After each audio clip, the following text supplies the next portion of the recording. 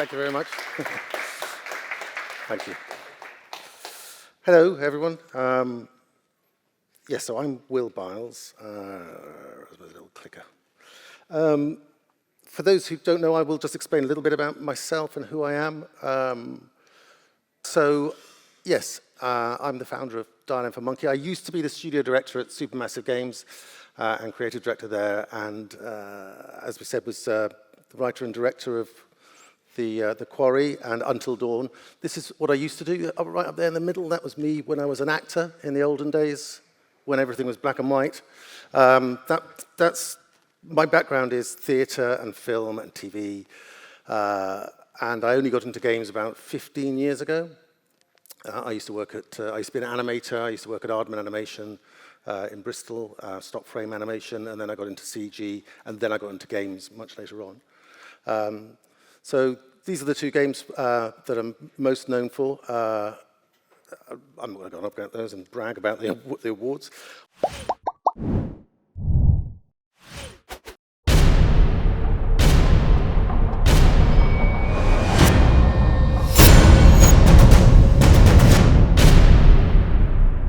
What I will just go through now quickly is what the plan is for the talk. So this is what we're going to go through. Why? Why anything? I'll go through this bit by bit.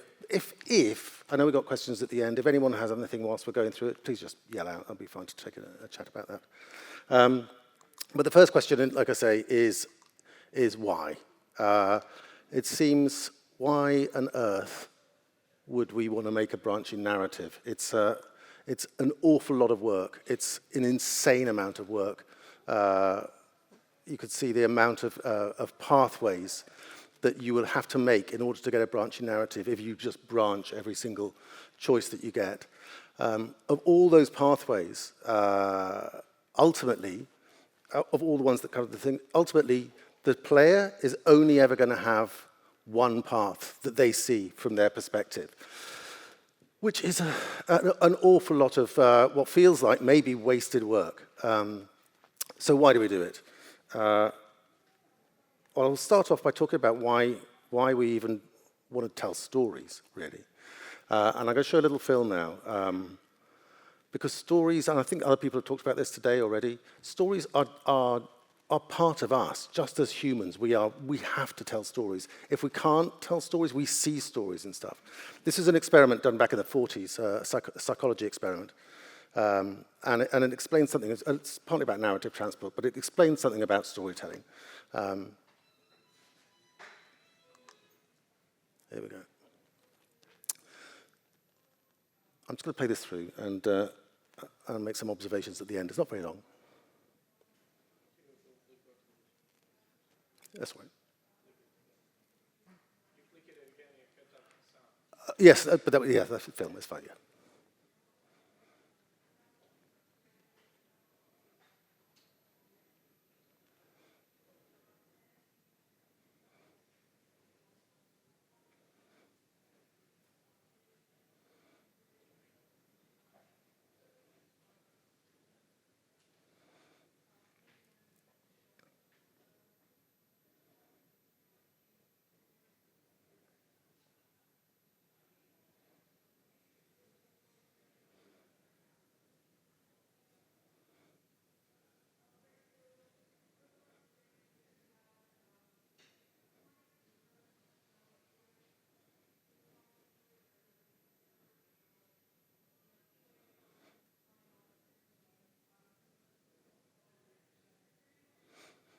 Okay, so that's a great little story there. That was shown to 47 people. 46 of them made up a story out of that. They not only made up a story, they attributed gender to the shapes, they attributed emotion to the shapes, they generated an entire plot that went around it. One person just saw a bunch of moving geometry. But the fact that we do that is really important, and we can't help but do it. And it's really funny how easily you can get that to work. So that's story side of it. The other part is the narrative transport, which came up, which is when you read a book or you watch a play or a a good film, or anything that transports you from your life into whatever it is you're watching or reading. That's a huge power. It's a lovely feeling. It's why people read. It's why people go to the cinema. They don't go to the cinema just to be told a story in just facts. That's what happened. They want to be transported narratively, and that's a huge part. Now, this is a really big question. Why do we play video games? There's loads of reasons why we play video games, but there's a couple of interesting bits that have a parallel with storytelling. And one of them is the flow state. You guys probably, if you're all gamers, you probably know about the flow state, so I don't want to teach you all to suck eggs, but I'm gonna. There's a guy called Mikhail Csikszentmihalyi. He kind of coined the phrase, the flow state. And it's fairly basic, and obviously when you see this, you will know what this is he made a graph, and there's a skill level, and then there's a challenge level.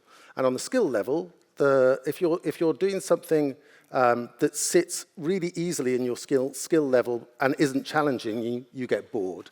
If you are overly challenged and you go right up here, you go anxious and it's an unpleasant feeling. But if you can stay in the bit that you're kind of what he calls the flow state, that's how games drag you in and make you feel amazing. And it's upping the challenge as your skill gets better. It's an old, what's the word? Idiom, but it's really useful to know that. And that flow state does the same thing that narrative transport does. You get detached from your real life. You get into the world that you're in. You lose track of time. You lose the general sort of feeling that your life is here. You get into that life. So those two things combined, I think, is one of the reasons we do branching narrative. So I'm going to do a case study of branching narrative, and we're going to talk about the Quarry, because it's the most recent one I've done, and I've got a load of figures about it. So the Quarry is a branching narrative. It's about 8 to 10 hours of playthrough. Some people take 12 hours, some people, I think you can race it through in about 7. It's got 9 playable characters. It's got 269 choices, which sounds like a lot and also doesn't sound like very many when you think about 8 to 10 hours. It's got over 187 possible endings. It's not entirely, it's entirely accurate. It's a little disingenuous because some of the endings are super similar to other ones, but it does have them. There's a really important thing, and I'm going to go into a lot more detail later, which is anyone can live and anyone can die. And just other stats, there's 3,500 cinematic sequences in there. There's 8,500 shots. There's 14 fully scanned characters, and that's the actors scanned. And they were scanned at the University of Southern California, which is, so it's not even like a business. It's a kind of experimental place. Only the film industry use it, and the Ministry of Defense in America, which is scary in itself. But, we have 42 shoot days. There's 32 hours of facial performance, which again, when you understand what goes into that, it is extraordinary. And 250 million of rendered frames of mocap. So that's what we're going to talk about. What I'm not going to talk about is story and writing. Other people have done that, and they're much better at it than me. I will just point out this because this is not how to write a story, but these, certainly in the West, are often used as, not necessarily templates, but certainly guidelines to be able to see how those stories work. So that's things like the monomyth. Joseph Campbell wrote a book called The Hero with 1,000 Faces, and it's basically saying that all stories are roughly the same story, just flavored different. It's a slightly skeptical way of looking at things. It's kind of true, and it's really useful. Like I say, I don't think anyone would want to use it as a template to write a story, but it is quite a useful thing to know that it's there to kind of check on stuff. So what we are going to talk about is story modes rather than story itself. And this is basically, everyone knows this. This is kind of basic cutscene action style storytelling. And there's nothing wrong with it. It's really good. Games, Half-Life is this. There's brilliant stuff like this. It's play a sequence to tell us a story, play some gameplay, whatever the gameplay might be, and then cut back to a sequence where there's some story. This is super high level. There's a lot more sophistication to it than what I'm just saying, but, oh, did I miss one then? I went back. So yeah, anyway, okay. So that's what it is. That's what, and everyone understands that and recognizes that. There's no branching in that, and that's fine. That's not necessarily the point of it. It's more about the narrative carrying the gameplay and the gameplay vice versa. This one here is what I call spurred branching.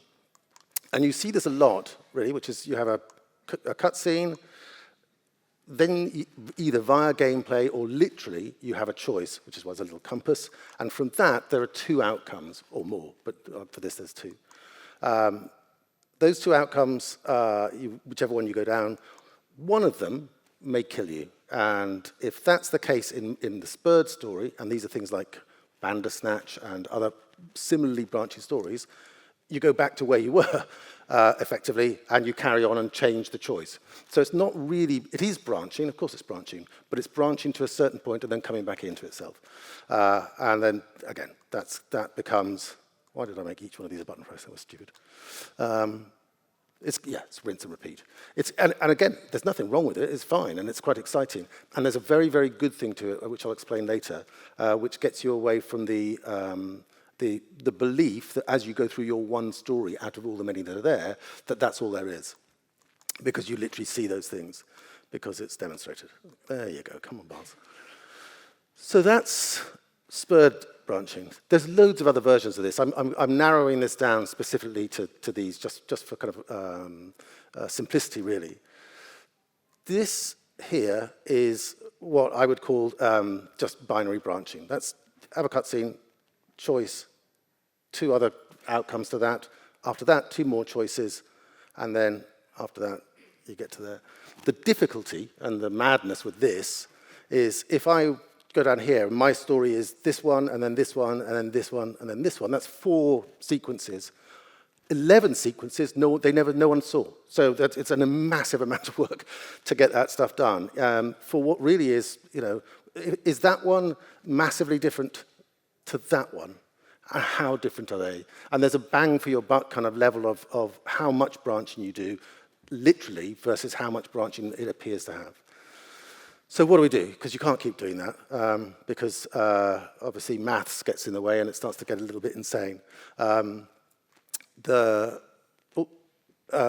binary choices has 1,000, just over 1,000 outcomes. So that's just, and if you think 20 has over 1 million. For the 269 choices in the Quarry, it's 94. This is the number of outcomes that you'd have to have if you went down that route. And it's mental, obviously. Well, it's untenable. I don't know what that number's called, by the way. It's a thing. So what do? You can't, do you cheat? Yes, is the answer. So what we do, and I think what a lot of people do, is use pinch points. And so you still have the first thing, you still have the same choice, you have the 2 versions of that, you can get up to 4 choices, you can go even further than that, and we've done further than that, but that gets to a point of diminishing returns. And then you have a pinch point, and this is the cheat, and obviously it's a cheat. But the pinch point isn't just disregarding the choices you've made and pushing you back to the same place. The pinch point is a constant that's already been in the game. So we have a rule, which I'll speak about a little bit later as well. We have a rule which is, if something was going to happen at a certain time, like something outside of your control, that's always got to happen. You can't not let that happen. A car crashes into a restaurant, for instance. Nothing to do with you, it just happened at that time, because that's what the story has. That can always be there. So whatever choices you got up to here, that thing was always going to happen. So from that point, that can go on. What we can do is, certainly within video games, certainly less so in FMV games, but in video games where we're rendering it on the fly, where it's all runtime, is what we can do is we can put mud on that character, or for instance in the Quarry, we can cut someone's hand off, because ultimately it's a rendered hand, and as long as when we're directing, that character knows that you shouldn't use that hand much, that hand's either on or off. it's a significant branch, but it doesn't change the actual kind of content of what we're making. So, so that's how that kind of that pans out. Now, that kind of works for a lot of the story, and it's good. But the reality is you also do want to have branching, and that was the thing I was just showing you earlier. And we called it the butterfly effect. Is we basically allowed, oh, there we go. We allowed 8 choices in the whole of the Until Dawn and the Quarry. Is that going to start, or should I press a button? Oh, sorry, that was loud, wasn't it? And what that is significant choices. So all those choices do something and change something and do whatever, but along the line of here, we've got 8 choices. And you can see, here we go, here's the first choice. So that's already blocked off all of that. Second choice, now all of that's gone. Third choice, again. And bear in mind, this is always from your perspective, but these choices are people being killed, or people doing something so significant that if they're not killed directly, there'll be something massive later on.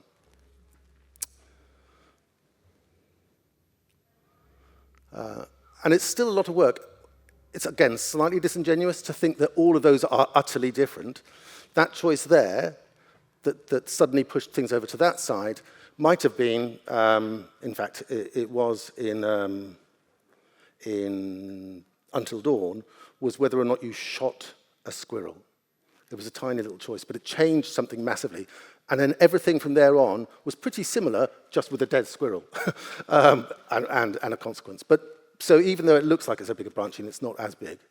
The other thing is, and it's, again, really important, is that linear line that you take is a linear story. You've made choices, but you have no idea what those other choices, like real life, you have no idea what would have happened. And that's a real problem. We tried a version of a game where it was always invisible because we thought it would be really cool. Ultimately, people just went, meh. So what we needed to do was show people something had happened. For Until Dawn, we used a thing called the butterfly effect. So every time you hit one of those big 8 decisions, got a big boom, and butterflies all came out, and it was like, oh, bollocks, I've done something bad now, or, well, something significant. And we also had a thing where you couldn't go back. You couldn't do that spurred story and go, well, I've died there, or whatever's happened, I'm going to go back. We didn't allow a save before that happened.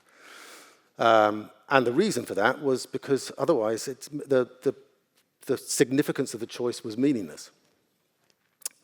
So I'm just going to show you now how this works in a story flow. So this is, whether or not you know the Quarry. The Quarry starts off with a kind of traditional Brad and Janet style thing from Rocky Horror Show, where a couple are driving down the road and it's just been raining and it's the middle of the night and there's a full moon and something's in the road and they crash.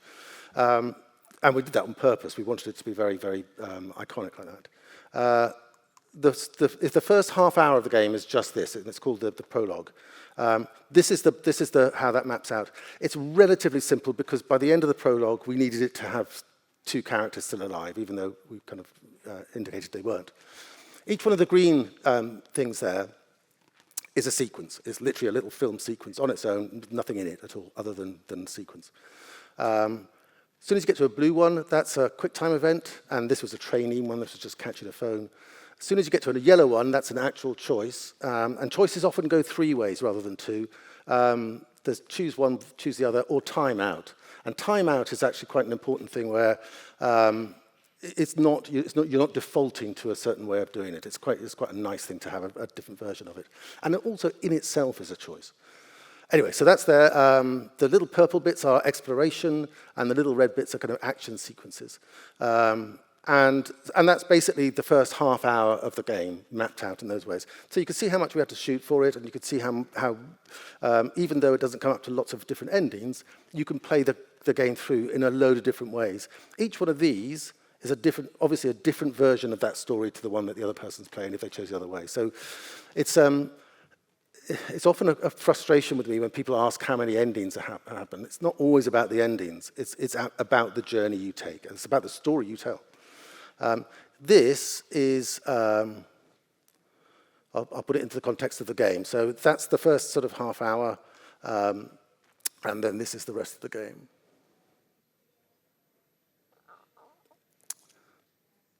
So you can see how complex that gets. It's a significant house of cards once you start to get to that sort of thing.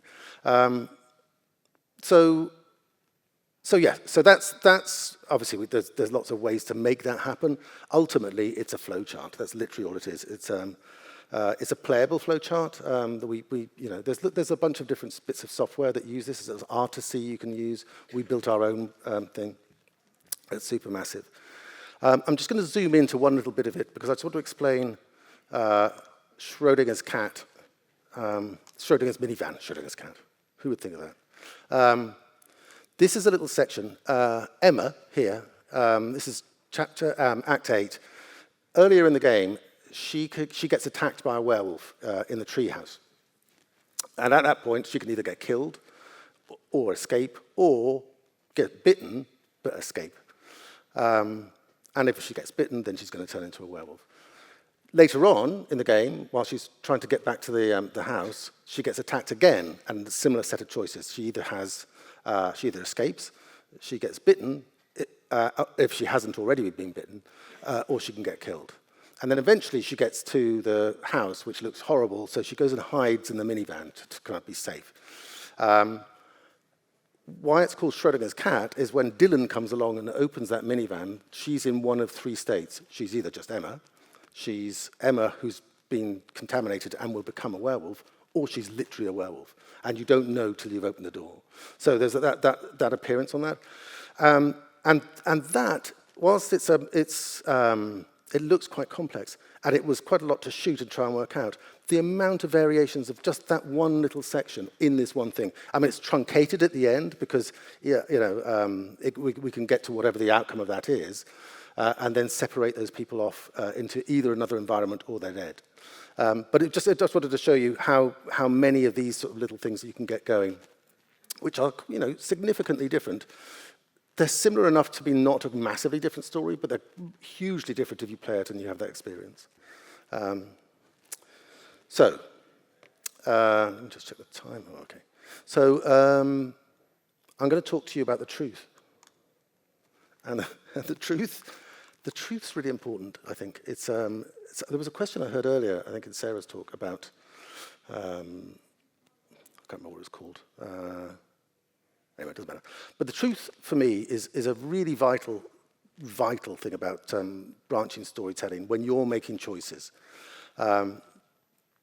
And it's basically, it's everything outside the player's control has to be constant. Otherwise, it's kind of cheating. So, for instance, if you walked into a room and the light bulb went out, which is ideal for a scary story. You walk into a room and it goes, dink, and the light goes out and it goes, oh, shit. If that goes out because you open the door and it knocked the light bulb, that's fine. If it goes out because it's just scary and it didn't go out, at 10 o'clock, if you get in there at 10 past 10, it can't do the same thing. That's kind of unfair. That's using just kind of narrative cheat just for an effect, and that's not really part of the story. It's an annoying thing, and I don't know why we made that choice, but we did. It's okay, but you do need to be able to give misdirection, because misdirection is fun, but you can't really lie to. I don't think you can lie to a player.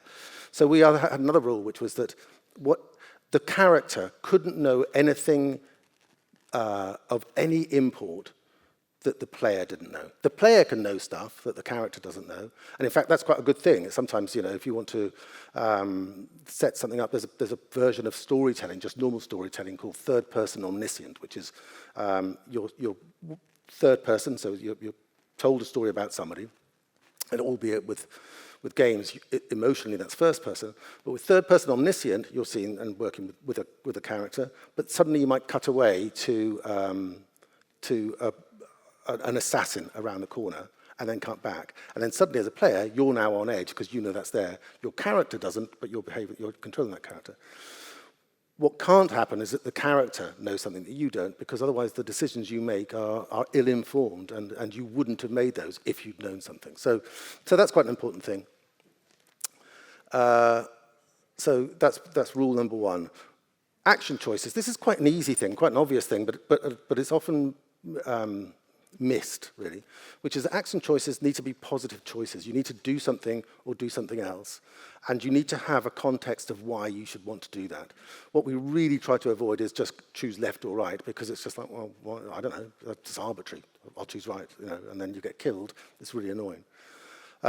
Also, we don't really want to choose negatives. We don't want to run and hide, don't do anything. Again, it's like, well, that's not really a choice. That's kind of that's just being indecisive almost. It's minor, but it's an important thing, certainly when you come to choices. Dialogue choices are very interesting. We do a thing where, and it's a funny thing, and you'll probably all recognize this. We do a thing where we describe a piece of dialogue comes up, and then we'll describe the kind of almost the acting note that we would give to the actor, like the parenthetical that Sarah was talking about, as the first part, and then a snippet of the dialogue afterwards. But you have to be really honest with it. So Becky goes, "Hey Dave, can you help me?" And your choices are defiant, "No, not really," or helpful, "Yes, I'd like to." And that should be enough for you to be able to make that choice. What you see a lot of is Dave goes, "Yes, I'll choose helpful," and he goes, "Yes, I'd like to, but I can't." And that's basically, "No, I don't really want to." So and that's really unfair, but you see that a lot because it curbs branching going off too far. So there's that. Deferred consequences. These are great and actually quite hard to do because but obviously also quite important because they're certainly within the terms of an Unreal Engine, they effectively work as Booleans. They're a call forward. So a deferred action is, there's this, but I'll explain what happened in the Quarry, is that if Laura shoots the sheriff when she's trying to escape, she doesn't kill him, but she shoots him. If she shoots him, he will kill her 5 chapters later, 100%. You can't get out of it. Once you've done that one choice of shooting him, she will be killed before the end of the thing. And that's that deferred choice. And then you find out that was because you did that. That's really, if you get that, that's brilliant. It's a really, really cool thing. And the last one is plot armor. So plot armor is again, an important thing, and it'll become more apparent once I start speaking about the structure of the story. Plot armor is kind of, if you don't have plot armor, and it's not about plot armor like someone is indestructible, it's plot armor like you have a couple of characters who are just not in the situation where they could get killed too early on, because obviously you just got a very short game. It feels like a cheat, and to be honest, we've looked at doing it without it. It just makes things irritating and boring. It's much easier to have that and just write around it. It's really important that the threat of death is a real thing. And I'll talk about that now with the Jeopardy stuff. In the olden days, there used to be books you could get, the Choose Your Own Adventure books, and you'd kind of read it and then go, okay, choose this and turn to page 43, and then, or whatever. What people used to do is they put the finger on the page they were on and have a look, and then go, oh yeah, no, I'm not doing that, and then jump back. So we didn't want to do that. We wanted to go, because it's otherwise, again, it's the spur thing. So we wanted to make a really, really important thing about life and death, and it was a big deal, actually. I don't think anyone was really doing it. There was one game, I can't remember what it's called. Can't remember. A platformer. And it's this. If you die in a game, you get better. Death is nothing in a game now. It's a fail state, really. And it originally came from coin-op kind of, arcade games, because you had 3 lives and you put money in and then you could get more lives, and it was a good way to generate that business paradigm. It's become a thing. Every gamer knows now that if they die, they haven't learned enough or got the skills enough to have got past the thing. And it's either trial and error or building up a skill set or getting the right kit. We wanted to, because it was a horror, we wanted to have a thing where it was like, actually, if you get killed, it's you're dead. That's it. That character's gone. And you can't make them better unless you go literally back to the beginning of the game. So then every time you got to a decision, it was like, oh, okay, this is much more important than I would have thought. And also, if you did a decision and then the butterfly effect thing went, people got devastated because they just go, oh, that's it. They knew it was one of those things. 256. 256 is the number of endings for 8 choices, which is fine. And those are basically just 256 versions of who's alive and dead, effectively. You can get more complex than that, but that's it. So we came up with the spoked structure. And this is a narrative style kind of pretty much made famous by Stephen King. He writes like this very much. And the spoke structure is, rather than there being a linear story of chapters, the chapters are circles like this. So there's 9 chapters here, and I'm just going to pop in 8 characters. Stephen King often writes stories where there's a story, and the character, you follow one character for 5 pages, and then you follow another character. And it's seemingly nothing to do with the first one, and then another character or a pair of characters. And it jumps around like that. It's a really lovely way of filling out a story in a really 3-dimensional way.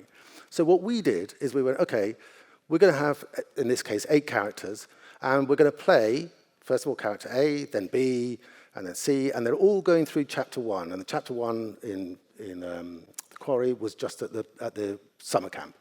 And so we've got all these different experiences dotted around the summer camp, and it's fine, and it all works, and it's all cohesive. Chapter 2, we're going around, again, it's all fine until character D gets killed. And he didn't have to get killed, or she didn't have to get killed there, could have got anywhere along the way, but it happened in this one. But the rest of the story is carrying on, and now we go to chapter 3, and chapter 3 is fine, character F is now killed. Chapter 3 is fine, just doesn't involve character D, and so forth, and then in chapter 4 won't involve D or C, and it's obvious once you start to see it like this. It's like the story is still absolutely structured. It's completely fine, and with the plot armor, as long as a couple of characters aren't given the situation where they can die before you get to the end, and in this game, A and G survived to the end, but it could have been all of them. It could have been every single character could have got to the end. It could have been just one character that didn't. So that one thing has changed our storytelling method massively, and it's a really interesting way it's actually a really interesting way to write. But that for me is probably the biggest thing about this style of branching narrative. There are costs to it, however, and the costs are, obviously, there's a lot of footage to shoot. I'll just show you this now. These are all the chapters of The Quarry. Bear in mind, by this stage here, there can be one person left. We still had to shoot everything with all those people. So each chapter shows you the people that are in that chapter, or could be in that chapter. So we would have to shoot every single one of those things. Also, we had to shoot it separately because there was a lot of COVID on at the time, so we couldn't have the entire cast there.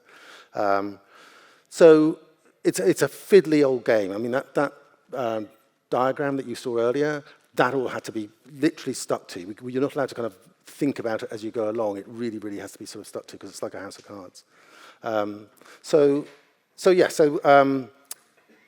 What was I talking about? What was the next thing here? Oh, yeah. So the costs to it of doing it that way are big, but also the savings are much, much bigger than you'd think. It's not that 9 gazillion that I showed you earlier. It's still a relatively doable number. I'm just going to show you a little ad that Sony made, and this is really just an example of how to explain branching narrative to people who don't usually do it.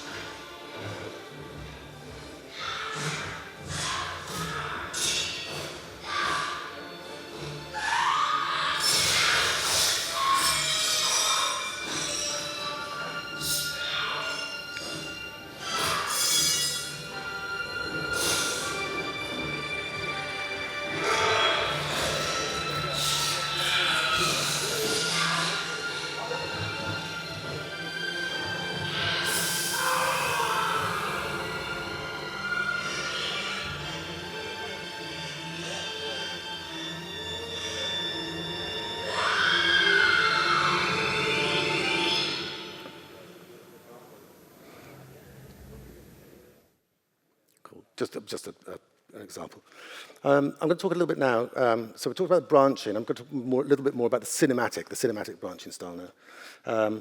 There's about 5 other talks I could do about the cinematics, about the lighting, about a whole bunch of different stuff. I'm going to talk specifically now about how we shot it, where we shot it, and how we put it together. The cinematic thing, we've been pushing for a long time to get as close to film as possible without it being film. And that's partly because of the colored arrows that I showed you on the pinch points. It's allowing variations to happen without doubling up the content. So if Dylan had a hand cut off and we filmed it, we'd literally have to shoot everything from then on with 2 different ways, one with a hand and one without the hand. Whereas we could do it quite easily just by not rendering the hand, having a different model, because it was runtime. We were frustrated with the level of facial fidelity with video games, but it's been getting better and better and better. We ended up talking to these guys, Digital Domain. So this guy is called DigiDoug. And they had worked on a system. We did it on Until Dawn with blend shapes rather than bone-driven faces. This is their kind of state-of-the-art thing. This was for film. This wasn't for games. This was for film. And it's amazing. It's absolutely amazing, the kind of fidelity of it. And it's good because it's blend shapes of Doug doing Doug. So he did all those shapes, and they made those, and they conformed it to a model, and they used the normal maps and the specular maps, and they put everything together. So everything he does is then captured on film, and then basically reattributed back to himself. But the amazing thing is, there's no animators involved in that at all. That's entirely AI. So the AI reads the facial things and goes, I think it's that one. And then they go through. That has about 5 passes. It gets it a bit wrong to start off with, and then you do a second pass and you correct the AI, and then it goes, okay, I'll do it a bit better.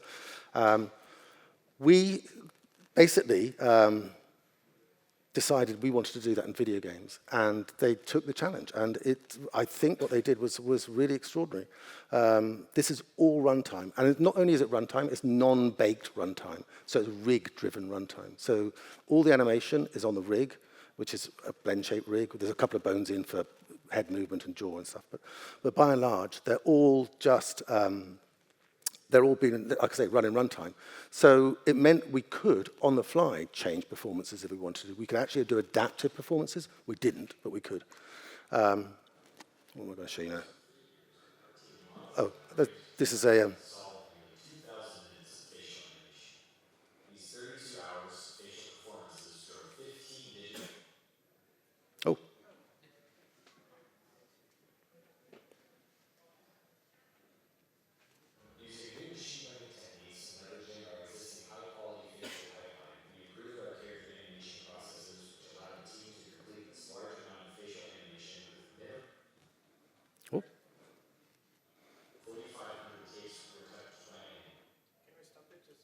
Sure, yeah, you do whatever you need.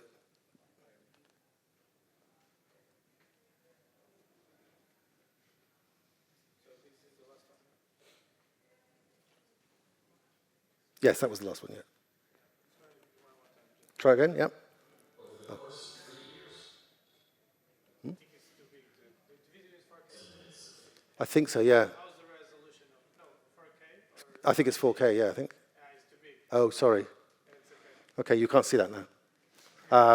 But it's basically Digital Domain telling you how clever they are, and they are really clever. I will show you, hopefully this isn't 4K, I will show you the next thing, which is, when I first went over to America to do this, was just pre-COVID, and then COVID kicked in, and we had to look at, this is just an incidental. Oh, hang on. Yeah, there we go, I'll go to that one now. Is that one? There we go. There's one more video after this, I think, yeah. But then, oh. Click it one more? Okay, awesome. So this was a shoot at Digital Domain, but remote. So that's me on a big screen shouting at people. It was a nightmare. It really didn't work at all. I was also on a funny little stick, on a little, like an iPad on a stick, that she's walking me around. My face is on that, and I'm trying to tell people what to do, and I can't see anything. It was awful. So that was what we started doing. It became untenable. But at the time, you guys probably remember, anyone in Europe was not allowed to go to America. Without special interest exemption certificates, and which I got eventually. I had to spend 3 weeks in Bern, in Switzerland, and it was a hilarious time. But I'll show you now the shoot that we actually did once I'd got over there.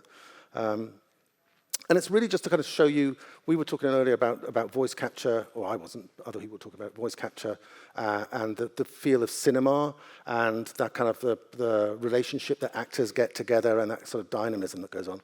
And this is how we did all the voice on set, all the facial on set, and all the body, I mean, full performance capture. Really cold as well. Hopefully this will play.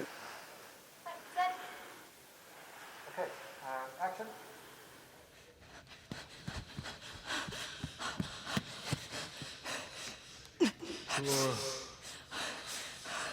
I'm sorry. No! I've got a bone to pick with you. I'm all alone, and somehow you're to blame.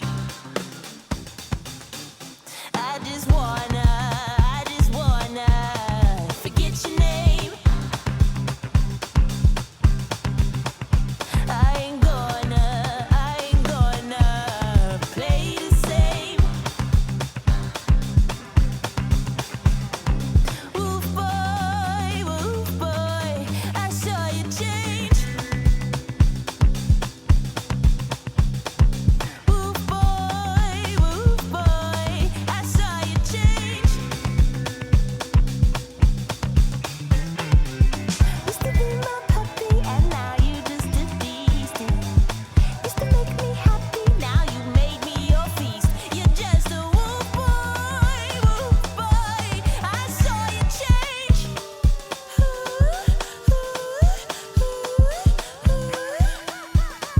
What's this? A female in need? Fear not, fragile thing, for Hurricane Jake is here! Cannonball!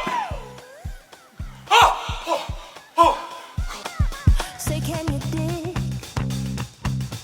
you dig what I found? Turns out I'm not alone when you're not around.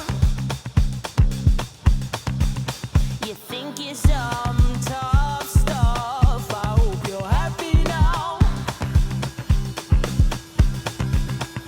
If you're gonna huff and puff, I've gotta save this town. Woof boy, I saw you change. Woof boy, I saw you change.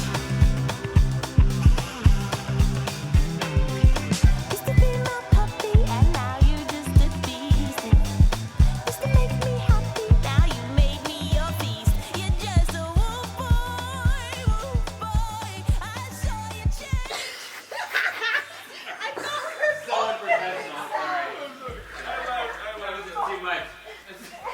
Just watching you two die. And just one last thing before I open up to questions. I'm just going to play, hopefully it'll work. This was the trailer that we had for the Quarry that came through. Family is the most important thing in the world. But if your whole family, like every last one of them decided to jump down the bottom of a well and they're all just hanging on the end of a rope, how can one person be expected to pull them all back out? You can't. So you pull on that rope and you're just going to fall right down to the bottom of the well with the rest of them. And what's the point of that? What? There is a lot more to this than you realize. Like what? Kidnapping, murder, cover-ups. I think the whole Hackett family is in on it. You have no idea what's going on here. Not a goddamn clue. All right, let's do this. Who should I call? 911. You mean 911? Who says 911? Goodbye, cruel world. We gotta get out. I'm gonna enjoy watching you die.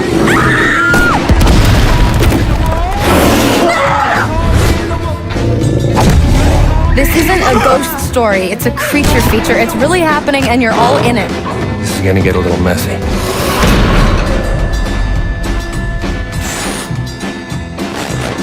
Them's the rules, you noob. I asked at the beginning, why do we make them? The reason really is people really like them. It's starting to become a thing now. It's becoming a much bigger thing than it was. It's the mixture of what's called now, people are saying, I don't know, it's entirely a nice thing to say, it's between lean forward and lean back entertainment. So film is lean back, games are lean forward, and it's that crossover of those two things. So that's why, I think, and the receptions are getting bigger and bigger, the actors are getting bigger and bigger, it's becoming part of mainstream. And on that bombshell, I'll take any questions. Look at that, bang on 0. Thank you. A round of applause for Will. Thank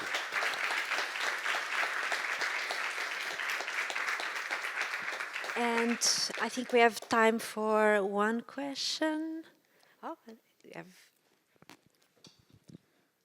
Thank you. My name is Tomas. I wanted to ask you, do you think we'll start seeing more of these hybrid media, like interactive films or series? You mentioned Bandersnatch. Do you think those will become more popular, or? Yes, is the answer. I think they will. I think media, and certainly storytelling, has a huge gamut of avenues that you can choose and time frames that you can choose to take your story. And people seem to allot time now. It used to be TV, you just watched TV and just whatever was on. Now people are very specific, so they'll set an hour and a half out to watch a film. They'll set an entire weekend out to watch and binge a series. They'll set 3 seconds out to go through a TikTok thing before they'll move on to the next thing. So the blocking out of time and list of stories, and the level, like I was saying just now about the lean forward and lean back, the level of interactivity you want to have is becoming a choice. I don't think it'll take over. I think films will always be films, and games, hardcore games will always be hardcore games. But there's definitely something in the middle. Where it's difficult at the moment are the budgets for things like this. The medium is at the moment is console, and console's fine. Bandersnatch was Netflix, which one of and there's a few on Netflix. There's Late Shift. There's a couple of other things, and they're good, but they're low budget. The budget for this was tens of millions. The budget for Late Shift was 1.5, I think. So so getting it to a mass audience is. It'll happen. It's a matter of when it'll happen, I think, is the answer, I think. Yeah. Thank you. You're welcome. I think we have time for one more question.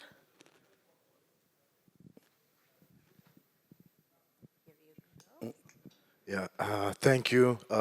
It's really cool stuff you're doing, and thanks for sharing your experience. You're welcome. Nice seeing you. And my question, let me try to put it this way. Can you share your thoughts? What's the difference, for example, if you're writing for something like traditional non-interactive medium? As you mentioned, for example, Stephen King. It's non-interactive, but you still have different characters, different arcs, and still a lot of things to think about. So what, in your opinion, what's the difference when you're writing for interactive medium versus like traditional medium? There's two big differences. Just so the process I go through, and this is not for everyone, when I start one of these, I write a screenplay, a standard 100-page screenplay, and in that there's a kind of a canonical story, and it's quite shorthandy as well. I'll write the scenes and I'll write the dialogue, but they're truncated a little bit. They're not full and they're not expanded. Once I've got that, and once that in itself is engaging, and I need feedback on that, and I need people to kind of shout at me and tell me it's rubbish. But Once I've got it to a stage where it's fine, then a whole bunch of other people get involved. And once they get involved, and that will be other writers, we often, with Until Dawn, we used Graham Resnick and Larry Fessenden, filmmakers in New York, and Graham on this last one. And we have writers on side.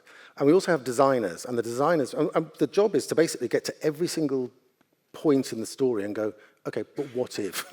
What if at this stage that happened? And also, we go to the end and go, right, we've got this end where everyone blows up in an aircraft carrier, but what if there was a whole bunch of different endings, and how would you get to that if you started here? So it's not as straightforward as branching and branching and branching. It's kind of a little bit of it's almost like keyframing in a way, and then working what the bits out are in between. But ultimately, it's writing is writing. It's there. The hardest thing is once you get to a certain point, you can't change it. It's the structure is way too fragile that if you just take one thing out, the whole lot goes. There's a bit I shouldn't tell you, but I'm gonna in Until Dawn, which we missed, which is there's one bit where Chris, who is running back from what we call the hanging shed, if he gets killed, which he can, on the way back, the rest of the story doesn't work at all. At all. It's just like, well, okay, nothing makes sense from this point on. No one caught it. We didn't catch it. And it's not a horrible thing where it's like, oh, that doesn't make sense. But if you really examine it, it's like, oh, shit. And we missed that. And I think we missed it because I think we made a little change that we'd forgotten about. So yeah, that's the biggest difference. Is that, yeah. You're welcome. Great. You can always ask Will more question. Is Always. going to be around. And please don't forget to leave feedback and rate the session on the Pine app. And another round of applause for Will. Thank you. Thanks very much.